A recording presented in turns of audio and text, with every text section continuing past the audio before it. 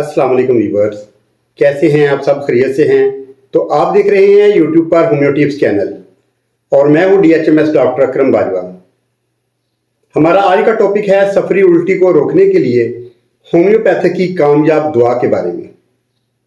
जिन अफराद की सफ़र के दौरान तबीयत ख़राब हो जाती है, मतलब चक्कर आते हैं, घबराहट होती है और कै आती है, उनके लिए हमारी आज की वीडियो बहुत ही फ़ायदेमंद है। ऐसे लोगों के साथ सफ़र करने वाले उनके घर वाले भी बहुत परेशान होते हैं।